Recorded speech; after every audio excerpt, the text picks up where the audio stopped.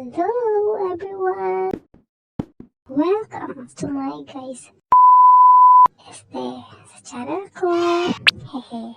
Tawagin niyo na lang akong Bibi.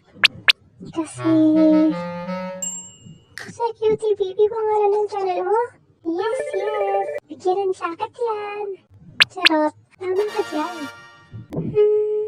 Bago pa lang ako sa pag-animate at sana supportahan niyo din ako. Salamat agad. So, ganito nga yun. Bata pa lang ako, mahilig na talaga ako mag-drawing. Pwede nga. Oo nga. Tanong mo pa sa kapitbahay ko. Charot. Tanda ko pa yung mga dinadrawing ko noon.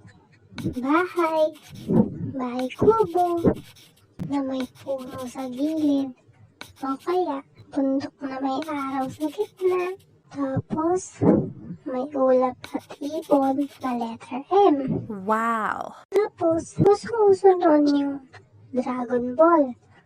Favorite ko pa nga yung drawing nun, si Goku. Kabisado ko pa yun. Kahit yung bilang ng tusok ng buhok.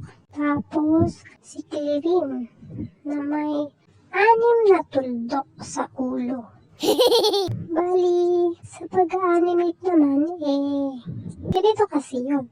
Sa pagkakatanda ko, parang nung pandemic yata yun. Kasi nakikita ko yung mga bulilit kong pamangkin na may pinapanood sa YouTube.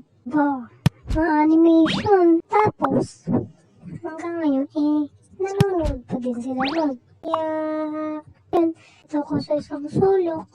Tinry ko din magawa ng channel para sa pag-animate. Gusto ko lang share sa inyo.